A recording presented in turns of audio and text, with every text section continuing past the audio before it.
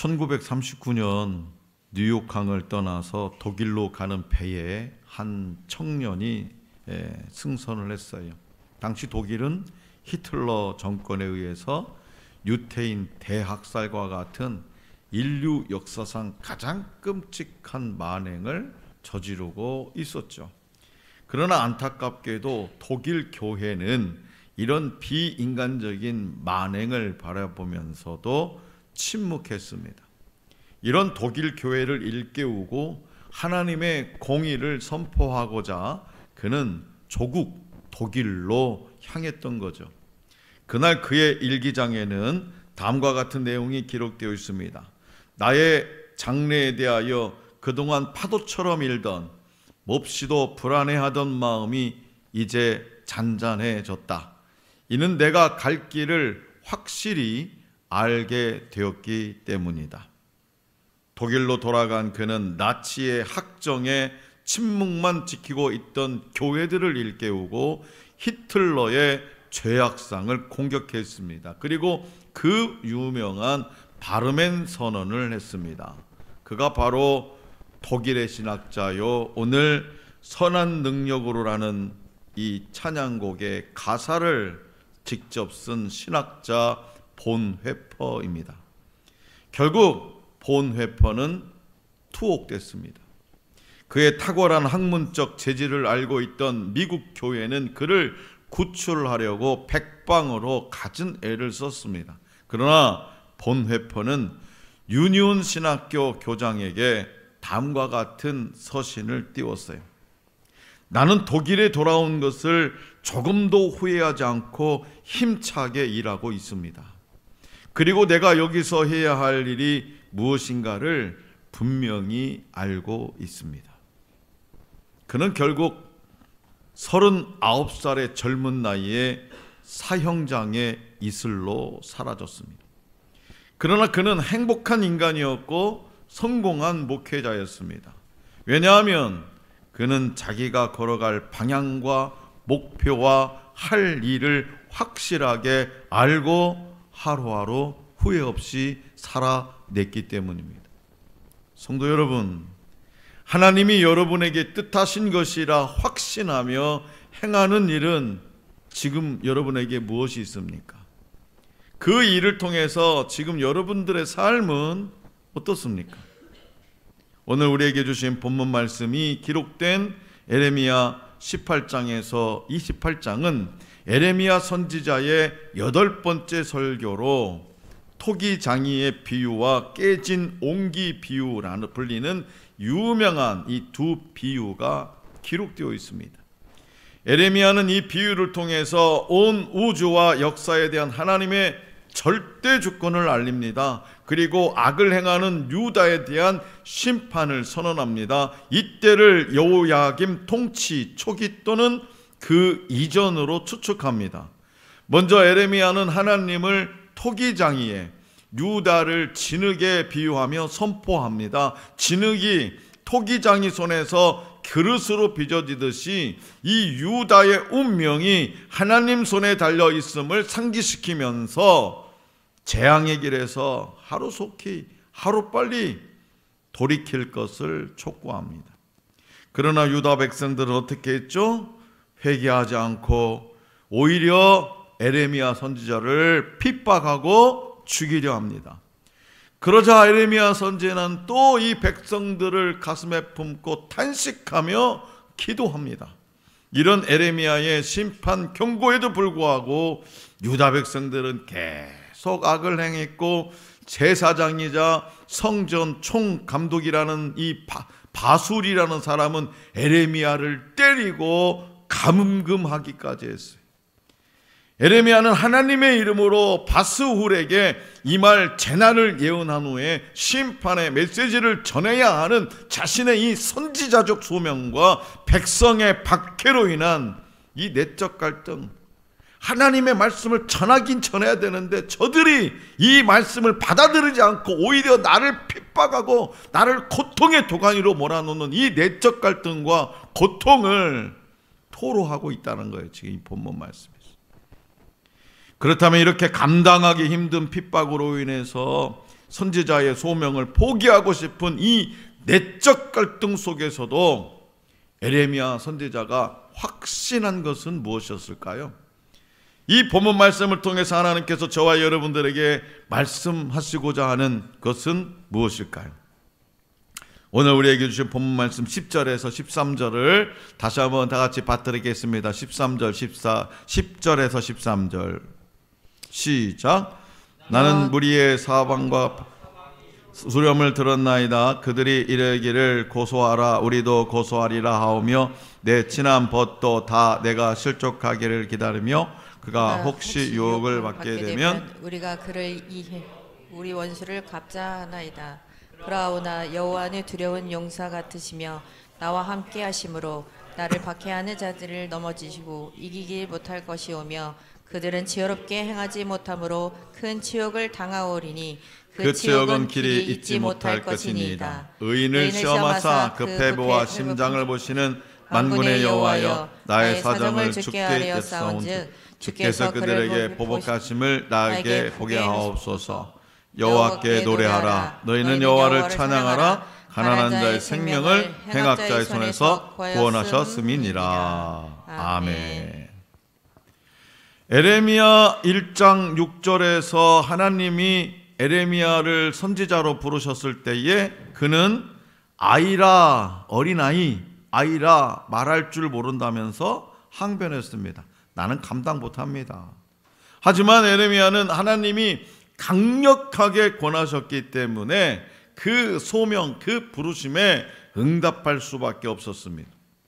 하나님의 말씀을 받아서 회개하고 돌이키지 않으면 심판을 받는다라는 메시지를 성실하게 전했지만 백성들은 돌이킬 생각조차 하지 않고 오히려 더 완악한 태도로 그의 예언을 거부하고 조롱하며 핍박했습니다.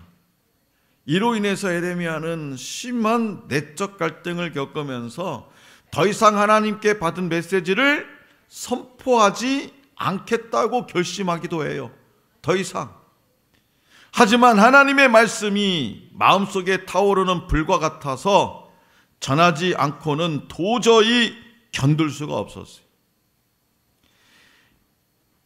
에레미야에게 더욱 낙심된 것은 어려운 때에 위로와 도움이 되어야 할 친구들마저도 자신이 잘못되기를 바랐다는 사실이었습니다. 그럼에도 불구하고 그의 중심에는 흔들리지 않는 신앙이 있었어요. 흔들리지 않는 신앙. 그렇다면 에레미야에게 어떤 신앙심이 있었을까요? 첫째는 에레미야는 하나님이 함께 하신다는 확신이 있었습니다. 본문 말씀 11절에 기록된 대로 에레미야는 하나님을 두려운 용사로 자신의 곁에 자신을 대적하는 자 앞에서 서 계시는 분으로 믿었어요.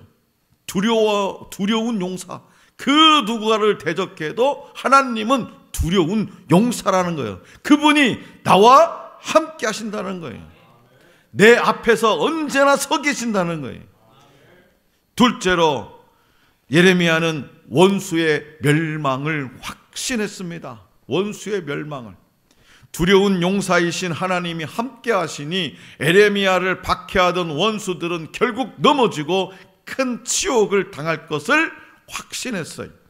이러한 확신은 본문 말씀 13절에 기록된 대로 에레미야로 하여금 하나님께 대한 전적인 신뢰를 표현하고 하나님을 찬양하는 데까지 나아가도록 이끌었어요.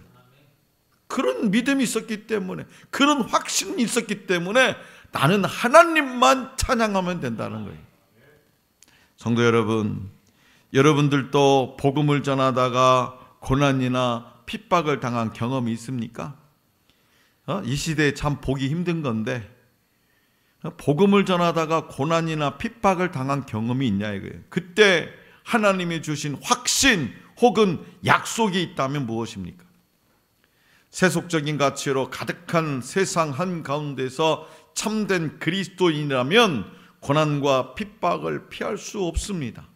세상은 안목의 정욕, 육체의 정욕, 이생의 자랑이라는 잣대로 그리스도인들을 조롱하고 핍박합니다. 그리고 그 조롱과 핍박의 강도는 갈수록 더해져 갑니다. 그래서 예수 믿으면 천국 가는데 그래서 뭐 어쩌라고? 예수 믿으면 천국 가는데 그래도 뭐 어쩌라고? 너나 가. 핍박의 강도는 갈수록 더해져요. 회사와 학교에서의 예배와 성경 공부 모임은 지탄의 대상이 된 지 오래예요. 미션 스쿨인 영광중학교, 영광고등학교에 교육부에서 감사가 나온대요. 무슨 감사냐? 왜 강제적으로 학생들에게 예배를 종용하냐? 요즘 아이들이 신고해버린대요. 나는 예배 드릴 마음이 없는데 선생님이 예배 드리라고 한다고, 기도해야 한다고. 먼 나라 이야기로만 여겨졌던 이 동성애는요, 이제 우리에게 맞닥뜨린 문제가 되었습니다. 구약의 선지자들, 신약의 사도들과 초대교회 성도들도 고난과 핍박 한가운데 있었습니다. 하나님을 향한 반역과 불순종을 일삼는 백성은 성도들뿐만 아니라 예수 그리스도까지, 메시아이신 하나님의 아들이신 예수 그리스도까지 핍박하며 십자가에 못 박았습니다. 그럼에도 불구하고 오늘 저와 여러분들에게 소망과 위로가 되는 것은 성령 하나님이 우리와 함께 하신다는 거예요.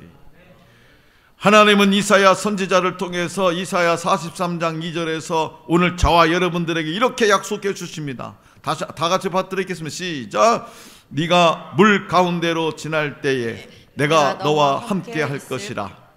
강을 건널 때에 물이 너를 침몰하지 못하게 할 것이며 내가 불 가운데로 지나갈 때에 타지도 아니할 것이요 불꽃이 너를 사르지도 못하리니. 아멘.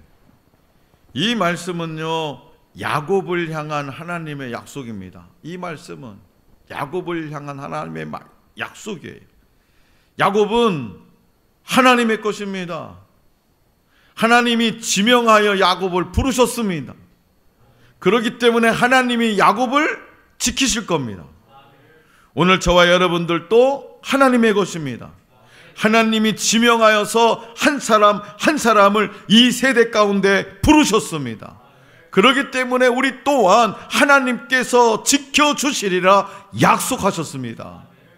물 가운데로 지날 때도 깊은 강을 건널 때도 하나님은 야곱과 함께 하실 것이고 오늘 저와 여러분들과도 함께 하십니다. 물과 강과 불꽃은요, 고난의 때를 상징해요. 고난의 때에 사람들은 하나님의 부재에 혼란스러워하죠. 하나님이 이렇게 힘든데, 내가 이렇게 정말 죽을 정도로 힘든데 하나님이 도대체 계시는 거야? 저 깊은 바다에 그 안산에 무슨 고등학교지? 단원고, 그 아이들이 400여 명이 넘게 빠져 죽어갈 때에 도대체 하나님은 어디 계시는 거야? 도대체 그 하나님의 부재에 혼란스러웠어요. 악한 자들이 악행을 일삼고 승승장구하는 것을 보면서 우리는 도대체 하나님은 어디 계시는 거야? 어디 계시는 거야? 그러나 하나님은 그들과 함께 하신다고 약속합니다. 고난의 때에 그 성도들과 함께 하신다고 약속하세요. 고난을 통해 하나님의 부재가 아닌 하나님이 일하시는 방식임을 새롭게 깨닫게 됩니다. 하나님은요, 밝은 낮에만 인도하지 않으십니다. 어둠과 의심의 시간에도 하나님은 여전히 택하신 백성과 함께 하십니다. 그렇기 때문에 그리스도인들은 고난과 핍박에 시선을 집중하지 않습니다. 그 고난과 핍박 너머에 함께 하시고 도우시는 하나님을 바라보아야 됩니다. 하나님의 말씀을 따라서 주어진 삶의 길을 걸어가야 합니다. 그리하면 토기장이신 하나님이 오늘 저와 여러분들을 보배로운 그릇으로 빚어주실 줄로 믿습니다. 본문 말씀에서 에레미야는 선지자인 자신이 성전 총감독 바스훌에 의해서 매를 맞고 나무 고랑을 쳤다는 것 때문에 큰 굴욕을 느꼈어요. 어떻게 믿는 사람에게, 세상에 믿지 않는 사람이라면 몰라도 어떻게 이 성전 총감독이면 종교 지도자인데 어떻게 나를 때리고 하나님의 말씀을 전하는 나를 때리고 어떻게 나를 말이야 나무 고랑을 차게 하냐. 굴욕을 느꼈어요. 에레미야가 전한 말씀이 바스울에게 회개가 아닌 저항을 불러일으켰기 때문에. 네가 뭔데 감히 나한테 이래라 저래라는 거예요? 감히? 어디서? 그 말씀 때문에 굴욕을 당한 일은 에레미야의 마음에 큰 상처를 남겼고 탄식을 쏟아냅니다. 그렇다면 에레미야가 고생과 슬픔, 수치와 모욕을 당하는 삶으로 인해서 스스로 저주하며 한탄한 내용은 뭘까요? 본문 말씀 14절에서 18절입니다. 다 같이 받들어 읽겠습니다. 시작. 내 생일이 저주를 받았다면, 나의 어머니가 나를 낳던 날이 복이 없었다면, 나의 아버지에게 소식을 전하여 이르기를 당신이 등남하였다 하여 아버지를 즐겁게 하던 자가 저주를 받았다면, 그 사람은 여호와께서 무너뜨리시고 후회하지 아니하신 성읍같이 되었다면, 그가 아침에는 부르짖는 소리, 낮에는 떠드는 소리를 듣게 하였다면 좋을 뻔하였나니, 이는 그가 나를 태어나서 죽이지 아니하셨으며 나의 어머니를 내 무덤이 되지 않게 하셨으며 그의 배가 부른 채로 항상 잊지 않게 하신 까닭이로다. 어찌하여 내가 태에서 나와서 고생과 슬픔을 보며 나의 날을 부끄러움으로 보내는고 하니라. 아멘. 여기에서 예레미야 선지자는 급격한 감정의 변화를 보여요. 앞전에서는 어떻게 해서 고통이 있다 할지라도 내가 하나님을 찬양하겠다고 고백했던 이 에레미야가 지금은 뭐요? 내가 왜 이렇게 살아야 되냐 도대체 뭐 때문에. 그런 급격한 감정의 변화를 보여요. 심한 내적 갈등에도 하나님을 더욱 신뢰하게 되었다고 고백하던 그가 확신에 가득 찼던 앞부분과는 달리 자신의 생일 저주를 받았어야 하고, 무슨 날이냐, 내가 이 땅에 태어난 것 도대체 뭐 때문에 태어났냐, 뭐 이런 거 있죠. 그리고 자신이 태어난 것을 전한 자도 저주를 받았어야 한다고 말합니다. 대체적으로 옛날에는 이렇게 가정에서 엄마들 출산하면 뭐예요? 밖에서 막 마음 졸이던 아버지한테 형제 아버지 아들 낳대요 그러잖아요. 이 전한 자도 저주를 받으라 이거예요. 전한 자도. 그가 당하고 있는 고통의 깊이가 얼마나 깊은가를 가늠할 수 있는 거죠. 심지어 태에서 죽지 않은 것까지 한탄하면서 자신의 삶을 불평합니다. 소명을 외면하고 침묵하고 있자니 마음속에서 불타올라 견딜 수 없고 사명을 수행하자니 그로 인한 고통이 너무 심했다는 거예요. 이런 상황에서 그는 심지어 자신이 태어나지 않았다면 이런 모든 갈등에서 벗어날 수 있을 것이라는 생각을 한 겁니다. 이것은 욥기 3장에 나오는 욥의 탄식과 매우 유사해요. 욥이 원인 모를 고난으로 자신의 출생을 저주했다면 에레미야는 감당하기 힘든 소명으로 인해서 자신의 출생을 저주해요. 내가 하나님 말씀 전하려고 했냐, 나는 안 하려고 했는데 하나님이 나에게 시켜가지고 왜 이 꼴을 보게 하냐, 이거예요. 이 탄식은 하나님의 선지자로서 소명의식을 떨칠 수 없는 신앙으로서의 고뇌입니다. 그리고 그 고난에 괴로워할 수밖에 없는 연약한 인간으로서 드러낸 그 깊은 고뇌지만 결국 자신이 하나님의 은혜 없이는 도무지 그 일을 감당할 수 없음을 고백하는 거예요. 그렇다면 하나님이 여러분에게 주신 소명은 무엇입니까? 소명을 감당하며 어떤 점 때문에 힘들었습니까? 그 힘듦 때문에 하나님을 원망하거나 불평한 적은 없습니까? 소명의 라틴어 어원은요, 목소리의 보이스. 바케이션인데요, 소명은 어원이 목소리예요.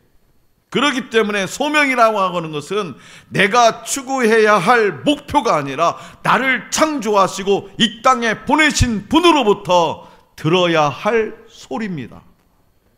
나를 창조하시고 이 땅에 보내신 분으로부터 들어야 할 소리, 이게 바로 뭐냐? 소명입니다. 죄를 뜻하는 헬라어는요, 하마르티아예요. 이 단어의 동사는 하마르티노예요. 하마르티노. 이 하마르티노는 관역을 빗나가다, 잃어버리다 라는 뜻이에요. 그렇기 때문에 죄는 뭐냐? 관역에 적중하지 못하는 삶이, 관역에 적중 딱 저게 10점 만점 딱 맞춰야 되는데 빗나가 버려. 관역에 적중하지 못하는 삶, 이게 바로 뭐냐? 죄예요. 다시 말해서 마땅히 걸어야 할 길에서 벗어난 삶을 가리킵니다. 우리를 창조하시고 부르신 하나님의 뜻에서 멀어진 삶이 바로 죄입니다. 하나님이 우리를 선택하시고 부르시고 구원해 주신 이유가 뭡니까? 그것은 바로 하나님의 일을 함께 하자는 그분의 초대예요. 하나님의 일을 함께 하자. 재원아, 나와 함께 일하지 않으렴? 시원아, 나와 함께 일하지 않으렴? 이 하나님의 부르심이 초대예요. 그래서 성숙한 신앙인은 자신을 향한 하나님의 부르심이 무엇인지 계속해서 물어봐요. 하나님, 이제 2024년도 한 달밖에 안 남았어요. 교회력으로 따지면 오늘이 마지막입니다. 이번 주가. 그러면 하나님, 새해에는 2025년에는 하나님, 제가 무엇을 해야 될까요? 물어봐야 되는 거예요. 하나님, 오늘 이 하루를 주셔서 감사합니다. 오늘은 하나님, 내가 하나님을 위해서 무엇을 해야 될까요?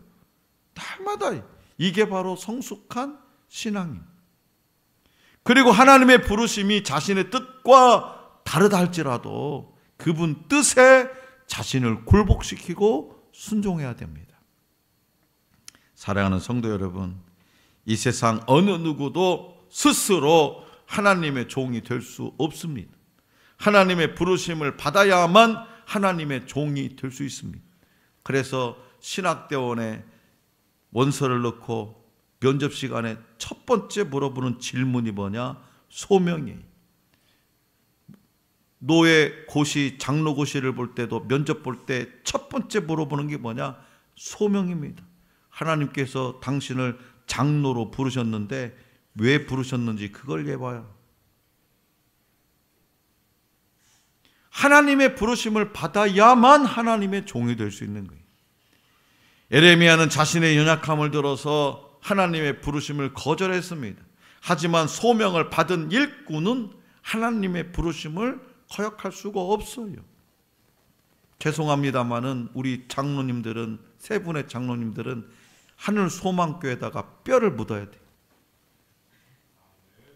유럽 교회들은 대체적으로 교회 지하실에 뭐가 있습니까? 무덤이 있어요. 대체적으로 뼈를 묻어야 됩니다. 요즘 장로 임직을 받고도 마음에 안 들면 교회 훌쩍훌쩍 떠나는 장로님들이 얼마나 많은지 몰라요. 그건 아니에요. 항존직입니다. 항존직. 주님 오실 때까지 이 자리를 지켜라. 그게 항존직이에요.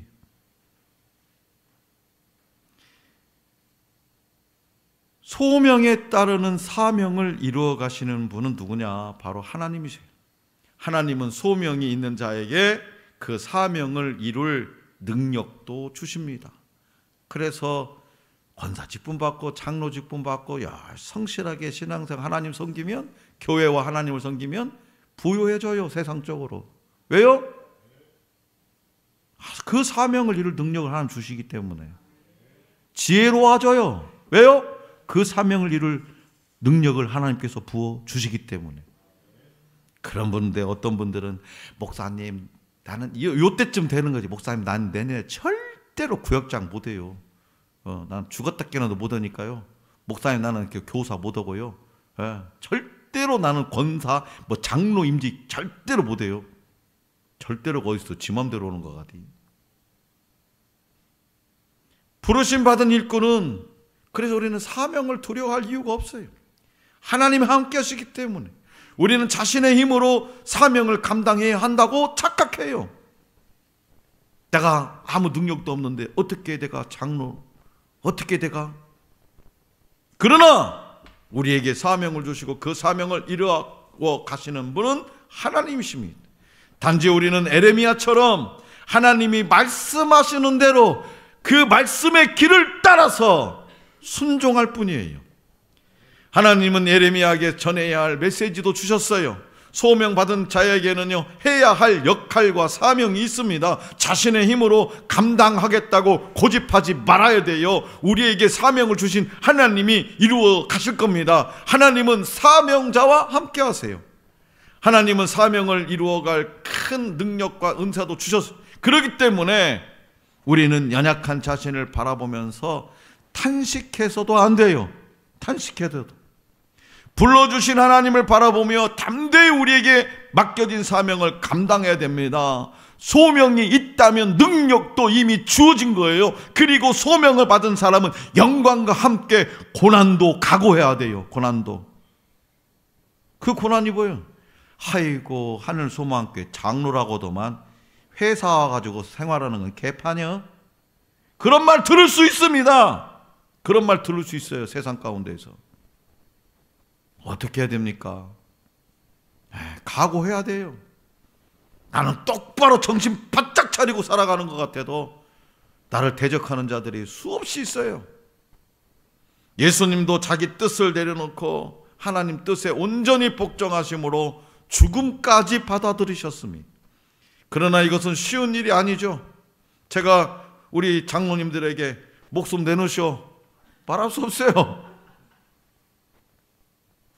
소명을 따라 살다 보면 수많은 회유와 핍박을 경험합니다. 그때 소명자는 고난 자체에 시선을 집중하는 것이 아니라 함께 하시고 도우시는 하나님을 바라보아야 됩니다. 받은 소명에 충실해서 어떤 상황에서도 올곧게 하나님 말씀을 전할 수 있는 비결은 뭐냐? 불같은 이 하나님 말씀에 내 자신이 사로잡히는 거예요. 하나님의 부르심을 확신하면서 내 힘이 아닌 그분의 은혜로 소명을 감당해야 합니다. 그러므로 말씀을 따라 살아가는 중에 고난과 핍박을 당해도 포기하지 않고 하나님만 바라보며 승리하는 저와 여러분들이 될 수 있기를 원합니다. 하나님이 주신 은혜로 사명자의 삶을 잘 감당하는 우리 모두가 될 수 있기를 간절히 기원합니다.